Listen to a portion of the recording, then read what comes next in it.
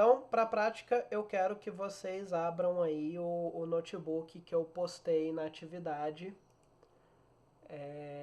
Eu não coloquei no mural, coloquei só na atividade. Então, entrem lá no Classroom e baixem esse notebook. Essa lista, como essa semana é de prova, eu vou dar 2 semanas de prazo. Vocês não precisam terminar essa lista antes da prova. Se quiser deixar para depois da prova, o prazo dela tá para sexta-feira da semana seguinte após a prova.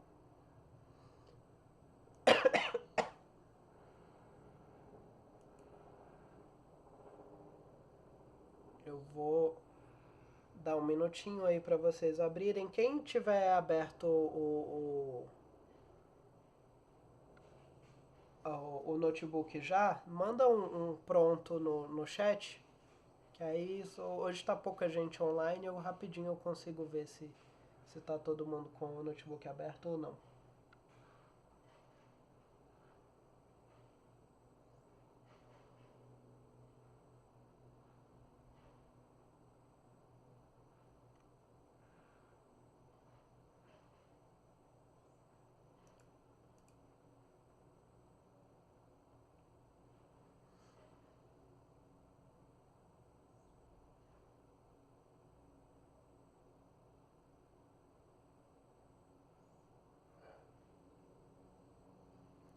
Acho que a gente pode continuar. Então, esse notebook, ele é 3 partes, tá? Tem uma parte um e 2. Essa semana tá acabando já. No caso, a semana que vem, hoje é sexta-feira, na próxima semana que vem é prova. Eu acredito que sim.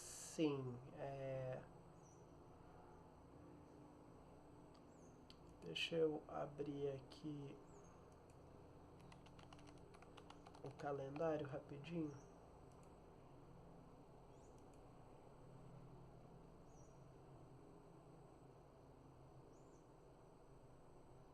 Então, abril, maio. No dia 9 são as provas. Então, é semana que vem mesmo. E aí o prazo da lista tá pro dia 16. Vocês devem fazer as provas das outras disciplinas no período da manhã e à tarde no laboratório a prova de IA, como era da computação. Vai ser feito pelo Colab, Jefferson. Eu até tinha pensado em passar uma prova mais tradicional, mas eu acho que o melhor é pelo Colab mesmo. Então, a lista, elas são 3 partes. A parte para vocês entregarem é só a parte 3.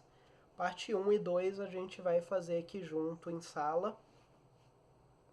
E aí depois o tempo que sobrar depois do intervalo eu deixo pra. A gente deve fazer a um e a 2 até a hora do intervalo.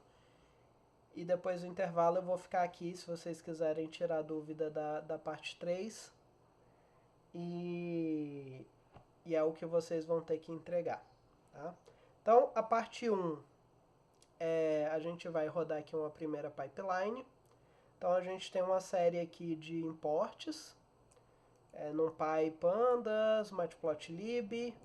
A gente importa o dataset do sklearn, o train test split, a busca em grade, a busca aleatória, scaler, PCA, que é aquela redução de dimensionalidade, pipeline, regressão logística, uma acurácia e um relatório de classificação.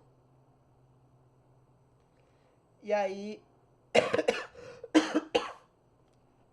a gente carrega a base de dados Iris, que é uma base de dados de classificação de flores.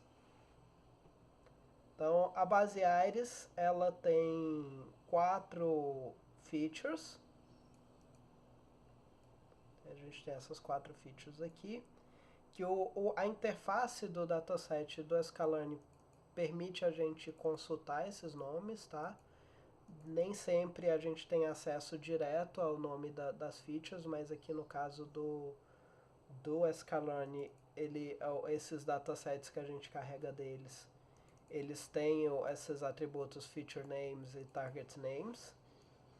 Então a gente tem as 4 features e a gente tem, elas são classificadas em 3 classes. Essas 3 classes aqui, setosa, vesicolo e virgínica. Tá? Então aqui é só essas duas primeiras células, é só executar. E aí, uma parte para a gente escrever aqui é uma exploração de dados. Isso é uma coisa sempre boa de você fazer quando você está trabalhando com a base de dados nova, é explorar para você ver as características da sua base de dados. E aí o que eu pedi para a gente fazer é plotar um histograma para cada feature e plotar a distribuição das classes. Então, para isso, a gente pode começar aqui. Vamos plotar aqui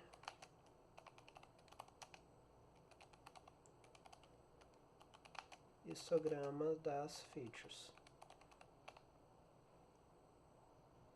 Então, o que a gente vai ter que fazer aqui? A gente vai ter que fazer um for.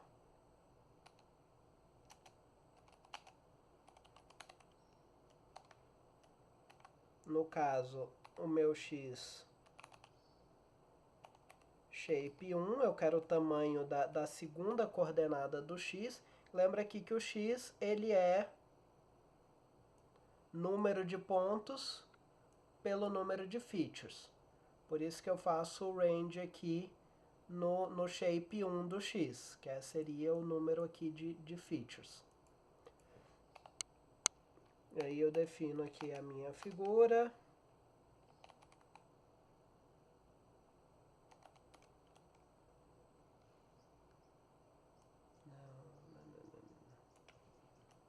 Só assim.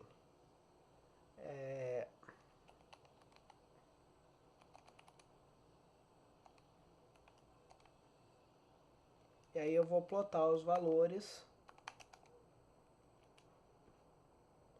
o histograma dos valores dessa feature aqui. Então aqui, lembra dessa sintaxe aqui. Quando eu ponho os dois pontos, eu quero dizer que eu quero todos os valores nessa primeira coordenada aqui, mas só o valor i na segunda coordenada. Então ele vai pegar para cada ponto no meu x ali que tinha 4 features, 4 coordenadas, ele vai pegar só a posição i e montar um novo vetor que é só os valores daquela coordenada, daquela feature para cada x.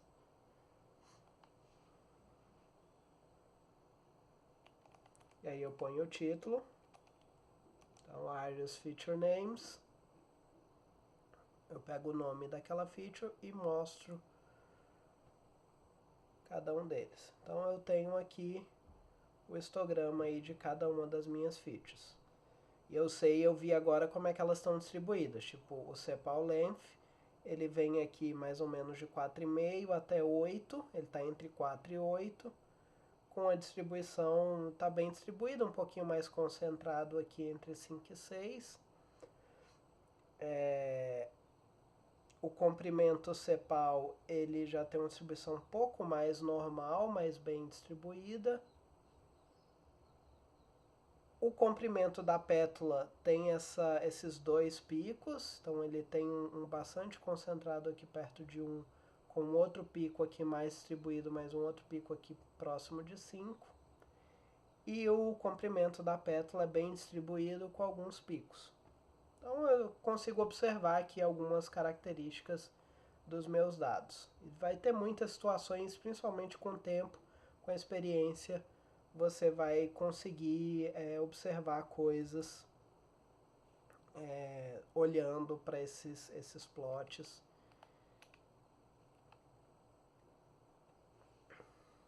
E a segunda coisa que eu pedi aqui foi a distribuição das classes.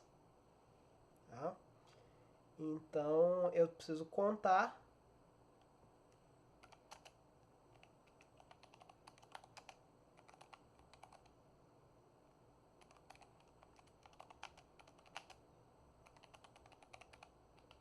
Eu preciso contar essas classes. Eu poderia simplesmente fazer isso aqui que ele sugeriu, só que fica feio. Dá pra ver que inclusive o nosso dataset é bem distribuído, mas esse plot está muito feio. Tem um jeito mais bonitinho de fazer, não vou fazer assim não.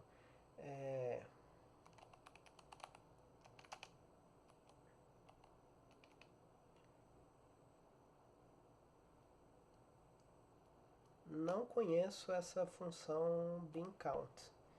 Vamos ver, se funcionar, ela fez o que eu queria. Ela fez o que eu queria. Mas vamos fazer aqui counts np zeros, o tamanho vai ser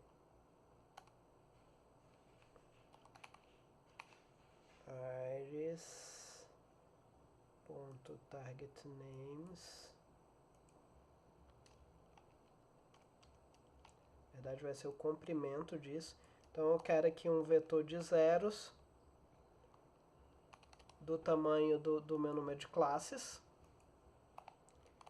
E aí for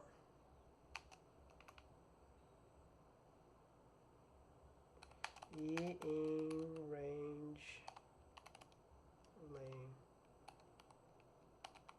iris.targetNames counts e vai ser o np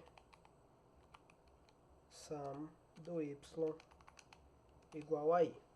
Então, o que eu estou fazendo aqui?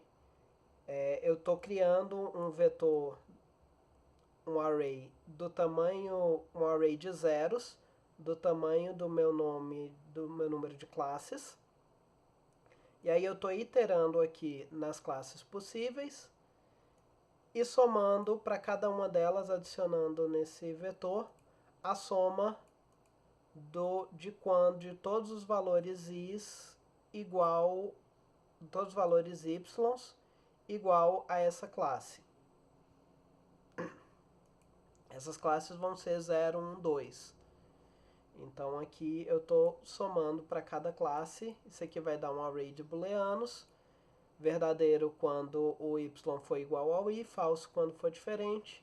E quando eu somo esse array de booleanos, eu sei o número de valores daquela classe. E aí eu faço um plot de barra. Só que aí eu vou usar também... Ok, mas não é isso que eu quero não.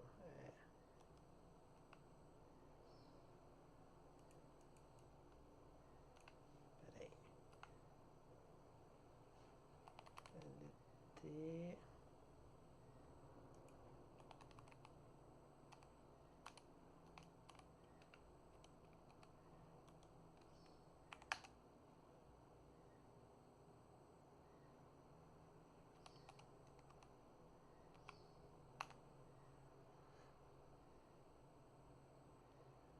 Se eu não me engano... Ah, não, beleza. Quando eu passo o bar aqui, peraí. Acho que isso aqui já vai dar o que eu quero. Eu já estou passando o target names aqui no bar. Então, tá certinho aqui. Eu tenho a minha distribuição das classes. Eu tenho 50 em cada um. Então, meu dataset está perfeitamente balanceado. Só para organizar aqui, conta os pontos em cada classe.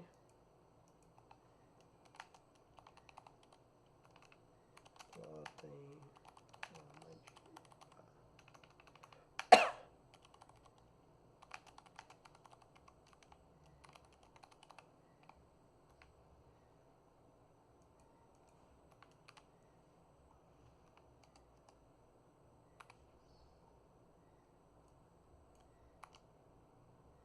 mandar isso aqui para vocês no chat.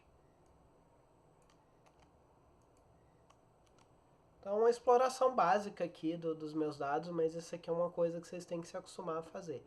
Sempre explorem seus dados para observar se o dataset é adequado para o que você está tentando fazer, esse tipo de coisa. Por exemplo, se meus dados não tivessem balanceados, eu não poderia confiar em métricas como, por exemplo, acurácia. Certo? Dúvidas?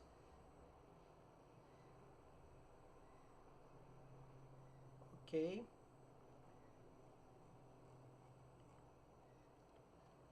E aí agora a gente vai criar a nossa pipeline. Então, a nossa pipeline, como eu falei, ela é uma lista, a gente define ela como uma lista de tuplas. No caso aqui a gente vai ter 3 passos.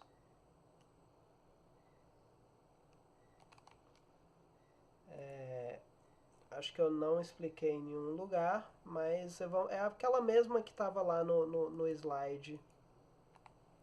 Então eu vou rodar primeiro um scaler.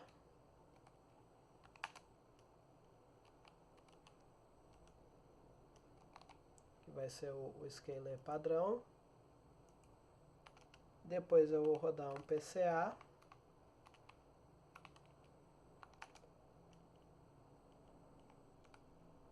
Com dois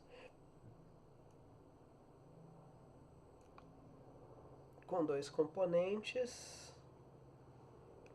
E por último,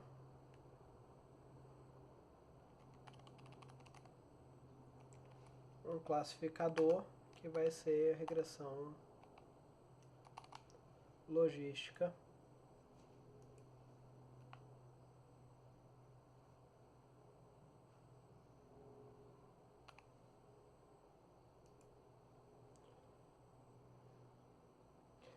E aí eu posso treinar de uma vez aqui.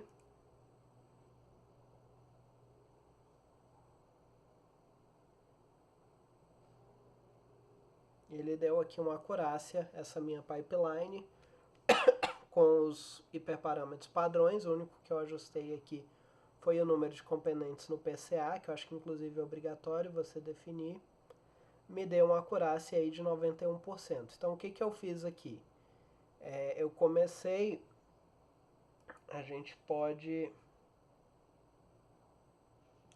Deixa eu ver uma coisa aqui.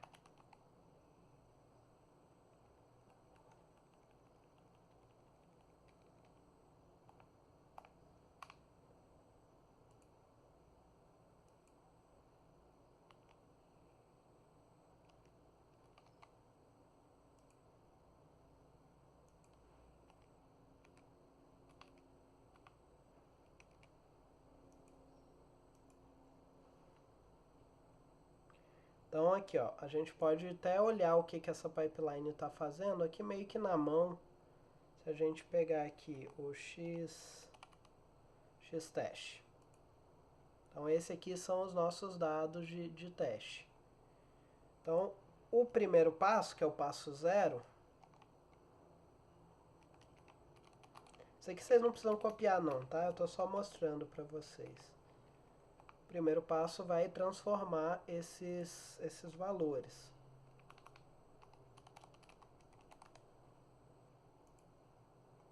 Vamos ver esses valores aqui que eram na ordem de 6, 2, 4.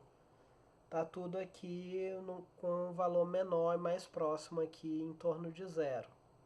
Então isso é uma coisa que o scaler faz. Ele joga todo mundo ali em torno de 0. Com valores mais próximos. Se a gente for...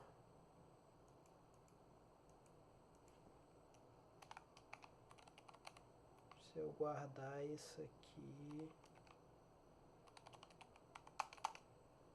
numa variável e agora usar ele para aplicar no segundo passo.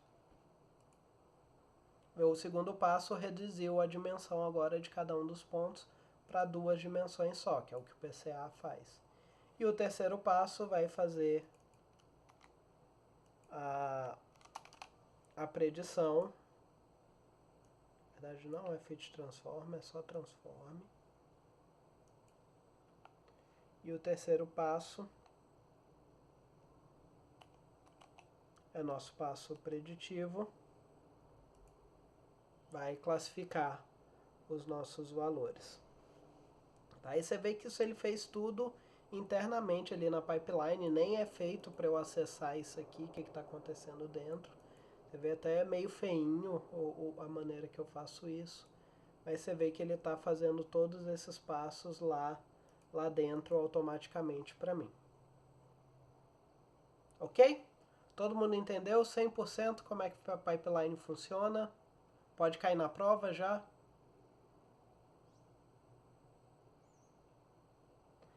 Não vai cair na prova, tá? A prova vai até o conteúdo da semana passada. Eu não vou pôr pipeline na prova.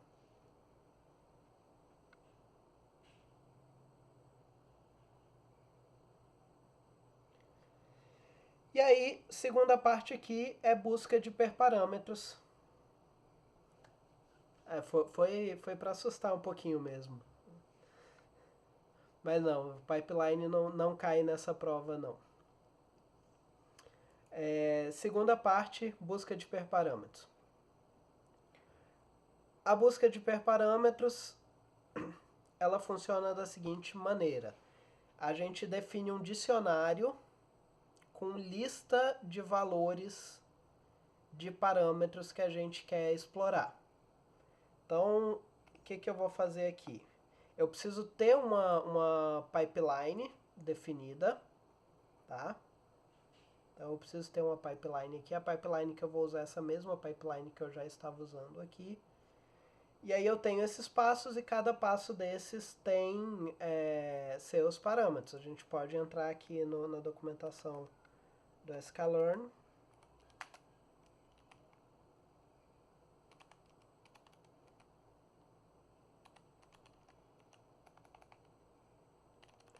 Se eu souber escrever. A gente pode entrar aqui no Standard Scaler, por exemplo, e ver quais são os parâmetros do scaler. O scaler, ele não vai ter muito parâmetro aqui não. Ele tem... se você tira a média dos valores antes de fazer o escalamento, que por padrão é verdadeiro, e se você dimensiona a variância antes de fazer o scale. Tá? Se usa a média e a variância para fazer o scale. Vamos pôr um desses, vamos pôr a centralização aqui.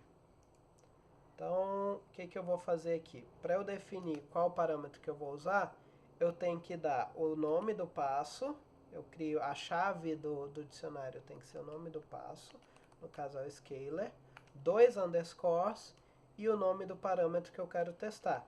E aí eu tenho que dar um iterável para ele que gere os valores que eu quero testar. Então eu quero testar com a média verdadeiro e falso.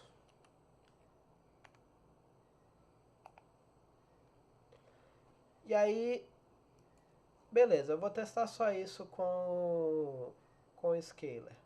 Vamos para o PCA. PCA aqui eu posso definir o número de componentes, que é o parâmetro principal aqui do PCA. Então vamos testar diferentes números de componentes. Esse nome aqui vem da pipeline, tá? Então é aqui na pipeline que eu sei o nome do passo. Número de componentes, eu vou testar aqui 2, 3 e 4. E vamos ver o que a gente pode mexer aí no regressor.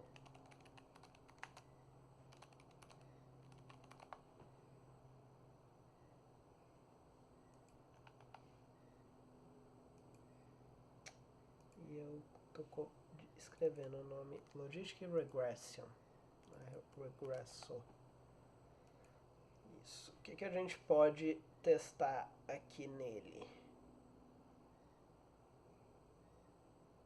Pode testar essa penalidade aqui. Vamos ver aqui, ó. Ele inclusive me dá aqui os valores possíveis dela.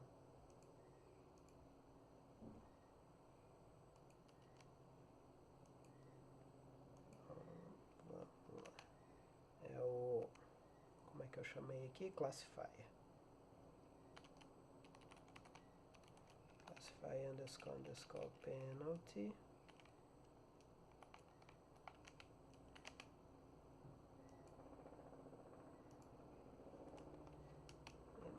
Gosta dessa aspa que a documentação usa, a gente substitui por uma outra aspa.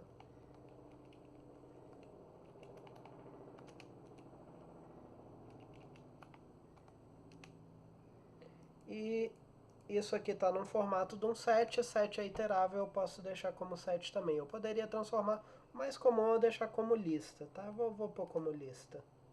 Tirar aqui de set e pôr como lista. E deixa eu ver se tem mais alguma coisa aqui que eu posso testar. Do autos, fit interceptors, class weights, solver.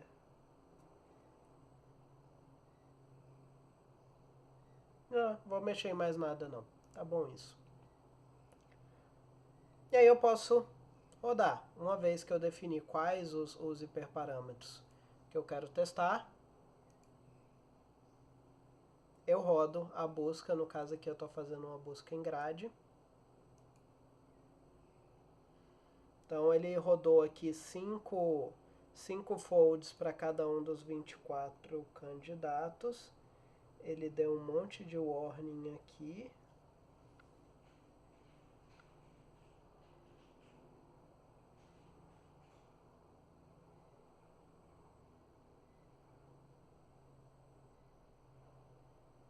Ele está reclamando que alguma combinação ele não gostou do L1. Então vamos pôr só o L2 aqui. Né, tá reclamando ainda. Deixa eu ver o que estava fazendo aqui no slide. Não, o slide usa outra.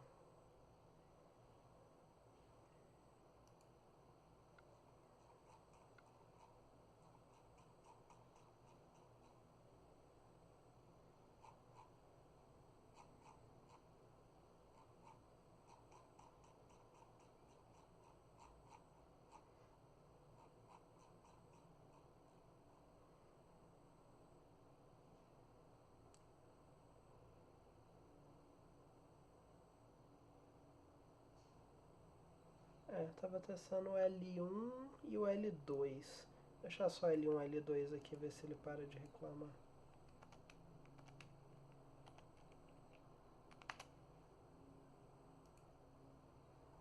Não, ele ainda está reclamando. Mas eu acho que ele chegou num resultado. Tá? Alguma das combinações deu erro, mas ele chegou em algum resultado. E aqui a gente pode observar quais foram os melhores resultados. Então o melhor parâmetro aqui foi a penalidade L2, com 3 componentes e usando a média no scaler. Isso deu uma acurácia de 94 na validação. Aqui a gente estava com 91. E no nosso conjunto de teste deu uma acurácia de 1. Deu uma acurácia aí de 100%. Então a gente realmente achou uma coisa melhor.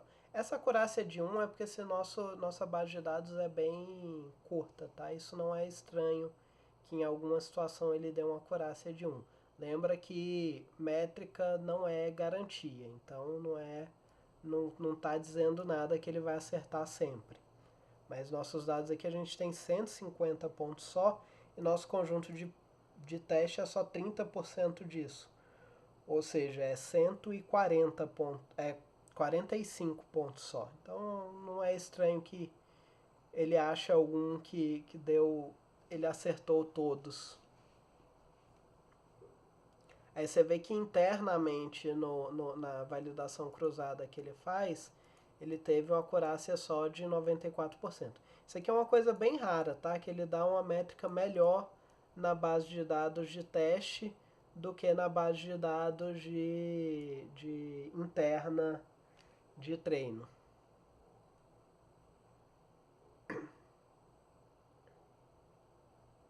Ok? E aí a última coisa da parte que a gente vai fazer aqui junto em aula é reproduzir essa mesma busca para busca aleatória. Para isso eu vou adicionar mais um, copiar isso aqui, a gente pode copiar isso. Vou adicionar mais um parâmetro aqui para aumentar o espaço. Porque quando é interessante eu usar a busca aleatória? Quando eu tenho um espaço muito grande de hiperparâmetros para explorar. Então vamos aumentar aqui esse espaço. Tá, vamos supor que eu quero explorar isso aqui, ó. Aqui eu tive de fazer 60 treinos da minha pipeline. Quando eu coloquei isso aqui, para quanto que ele vai aumentar? 360 treinos.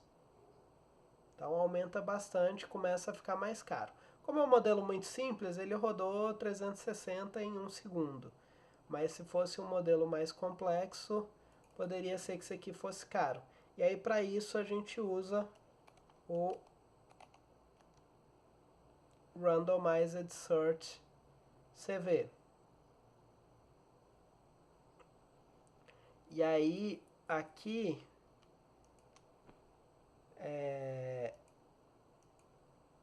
a gente entrar na documentação, um parâmetro muito importante aqui do Randomized Search é o número de iterações, que é o número de passos que você vai fazer dentro do seu espaço de hiperparâmetros, no seu passeio aleatório. Aqui nas instruções está falando para a gente usar 5. Tá? Então o número máximo de interações vamos ajustar com 5. E aí no caso ele vai fazer só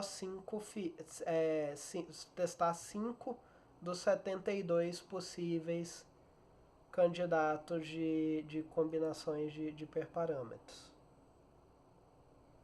Randomized Search CV is not defined. Vamos lá no nosso import.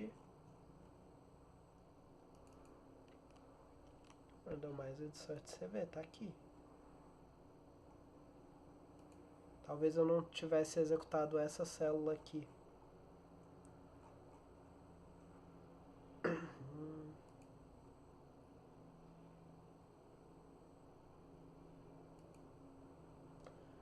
Aí não chama, acho que o nome da... não chama mais param grids, chama param distributions. A minha grade de parâmetros.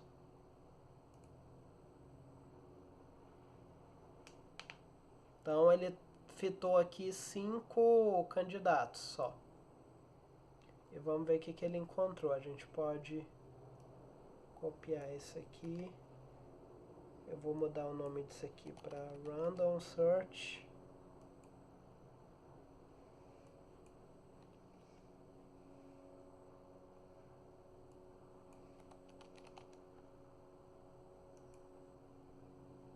Certo? Deixa eu voltar aqui e executar de novo a minha grade, porque eu não sobrescrever ela. Então essa era a acurácia com a grade.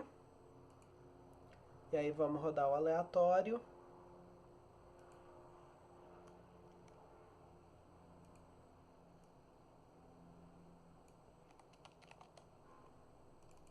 E pegar o melhor resultado com o aleatório. Você vê que eu achei aqui no lugar de...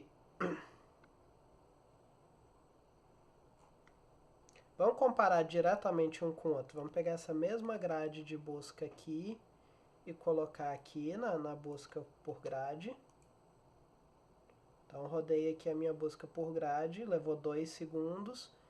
fez 360 fits em 72 candidatos, tá? E me deu que os melhores valores é esse aqui, C igual a 1, L2, 3 componentes, ajustar o scaler à média, mas não ajustar o desvio padrão, me deu uma acurácia de 96 na validação e 1 no teste. Validação é a separação interna que o CV faz. E para busca aleatória, eu testei só 5 candidatos, fiz só 25 fits no lugar de 360. E eu cheguei aqui numa acurácia de 94 para validação, 1 para o teste. Ele me deu um C10, L2, 4 componentes, com a média, mas sem o desvio padrão. Você vê assim, o aleatória nem sempre vai achar o melhor resultado. Essa daqui da grade, eu sei que é a melhor combinação de hiperparâmetros dentro dessa grade que eu defini. Aleatória não necessariamente, pode ter uma combinação, no caso a gente sabe que tem uma combinação que dê um resultado um pouquinho melhor. Mas aí o que eu posso fazer? Eu posso aumentar um pouquinho minha busca na grade. No lugar de pesquisar só 5, eu posso deixar ele pesquisar 20. Aumento o meu número de iteração para 20. Ele rodou aqui 100 fits e achou um resultado tão bom quanto o lá da grade, rodando menos de 1/3 do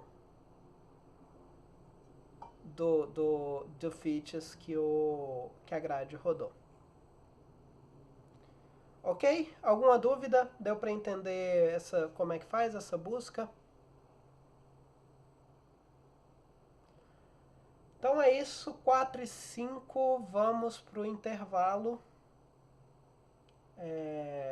E aí, 4 e 25 eu estou aqui de volta de novo. Vocês podem me chamar na hora que vocês quiserem. Mas vai ser para vocês fazerem essa segunda parte. Vamos fazer o seguinte, antes da gente sair para o intervalo, deixa eu explicar o que é a segunda parte, que aí quem quiser já pode até já começar a trabalhar, quem quiser pular o intervalo e já... Posso. O do Random Search. Então, essa aqui é a célula que executa, ou define e executa a busca aleatória. E essa célula aqui é a que mostra os resultados.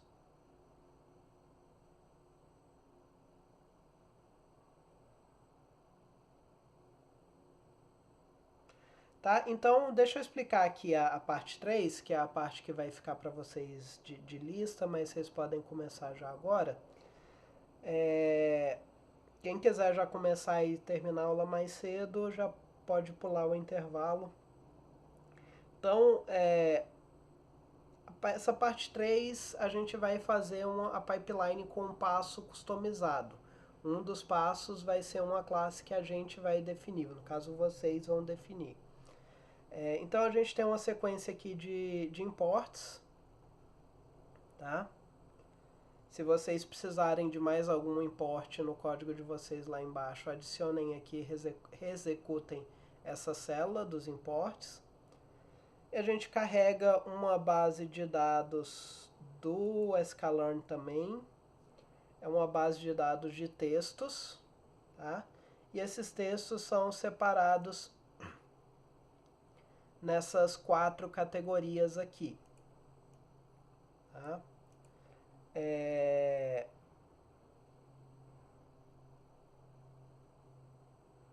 A gente faz o split aqui em treino e teste. Eu quero que vocês façam uma exploração rápida desses dados, então eu quero que vocês peguem no corpo completo dos dados quais são as 20 palavras mais comuns e qual é a frequência delas. Isso é uma exploração comum de se fazer em processamento de linguagem natural. e qual que é a distribuição das categorias, igual a gente fez aqui, distribuição aqui entre as classes.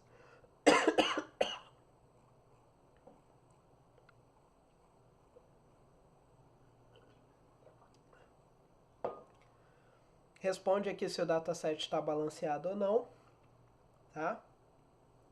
Depois a gente vai criar um passo de pré-processamento customizado. E aqui vem uma coisa interessante. Os passos da pipeline, eles podem ser de dois tipos. A gente tem os passos transformadores e os passos estimadores. Em geral, você tem uma sequência de passos transformadores e um passo estimador no final. Os passos transformadores, eles têm os métodos fit e transform. Então, se você criar a sua classe com o método fit e transform, você pode usar ela numa pipeline. Ele só tem que herdar essas duas classes aqui, o Base Estimator e o Transformer Mixin. Então, ele é usado em geral para o pré-processamento aí dos seus dados. Exemplos, o Scaler, PCA, tá? Scaler, PCA, ou a classe que a gente vai definir aqui embaixo, que é um pré-processador de texto. E os estimadores são os modelos, os algoritmos de machine learning. Exemplos, regressão logística, SVC, Random Forest, KNN, todos esses algoritmos de machine learning são estimadores. E você pode também criar os seus, ele só tem que herdar ele tem que ter definido o fit e o predict e o herdado Base Estimator. E aí a gente definiu aqui embaixo uma classe Text Processor, que a gente vai usar como um passo da pipeline, para fazer aquele pré-processamento que a gente já tinha aprendido, remoção de minúsculo, número, caractere especial, stop word e stem. E ele vai tokenizar também. Faltou aqui nessa lista, mas ele também tokeniza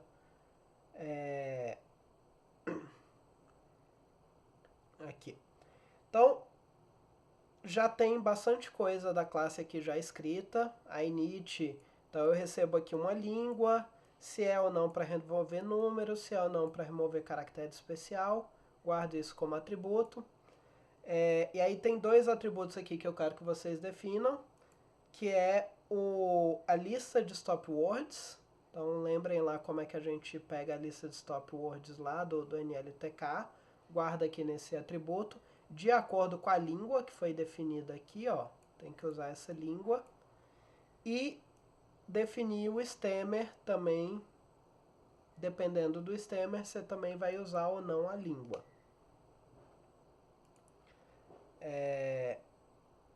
A fit, no nosso caso, não faz nada, porque para um pré-processador desse eu não preciso tirar nenhuma característica do texto para treinar ele. Então ele não faz nada, ele só retorna ele mesmo. E aqui a transform, que é a função principal. E aqui dentro da transform a gente itera em todos os documentos do meu corpo, executando os passos, e aqui é a parte que eu quero que vocês definam. Remove minúscula, remove números, remove caractere especial, tokeniza, e remove stop words e stemiza. E aí vocês vão voltar lá nos exemplos das semanas anteriores. Isso aqui provavelmente vocês têm tudo pronto já. Peguem lá como é que faz isso. E aí vai estar definida a nossa classe Text Preprocessor. E aí depois que a gente definiu o Preprocessor, vocês vão definir aqui a pipeline com esses três passos.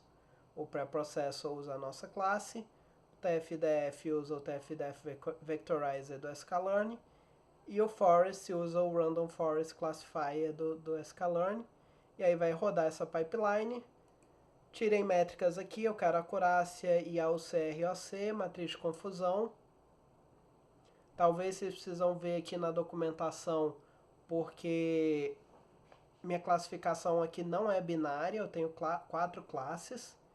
Então, entrem lá na documentação do AUC-ROC do sklearn, que vai ter como lidar a multiclasse.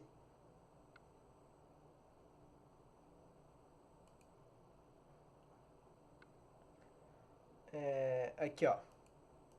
Por padrão, ele vai levantar um erro se você tentar rodar multiclasse ao CROC. Mas você pode passar a estratégia OVR ou OVO. Então escolham uma e imprimam aqui a métrica e a matriz de confusão.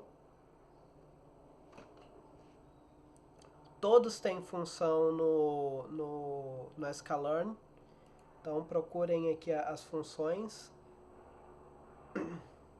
que é sklearn.metrics, importem as que vocês precisarem. E aí fazer uma busca de hiperparâmetros. Eu falo aqui o que vocês querem, o que eu quero que vocês busquem, se é para remover ou não os números e caracteres especiais no pré-processamento, o número máximo de features no TF-DF, as possíveis normalizações no TF-DF e a profundidade máxima e o número de estimadores no Random Forest. Eu falo aqui qual é o nome dos parâmetros, mas vocês também podem ver lá na documentação. E por último, reimprimir de novo as métricas para o melhor modelo que a busca de parâmetros encontrou. Ok? E aí, com isso, a gente encerra aqui a parte teórica de hoje. Eu vou estar aqui para tirar dúvidas. Eu vou sair com um intervalo de 20 minutos, daqui a 20 minutos eu estou de volta. Quem quiser já começar a trabalhar na parte 3 pode, para sair mais cedo. Se não, pode ir para o intervalo e 4h35 eu tô de volta. Código da pipeline, o que a gente fez na parte 1.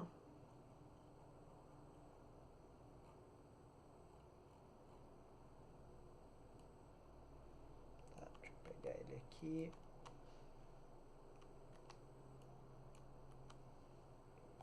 Pronto, tá aí no chat já.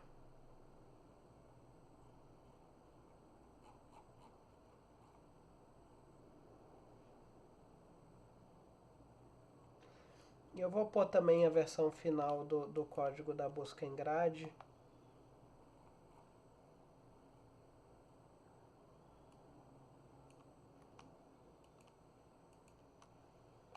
Da parte 2. Então, pessoal, eu vou dar uma saidinha de 20 minutos. Quem quiser já trabalhar no início pode ficar à vontade. E daqui a 20 minutos eu tô aqui de volta para tirar a dúvida de vocês. Eu aviso aqui eu chamo vocês para avisar que eu tô de volta.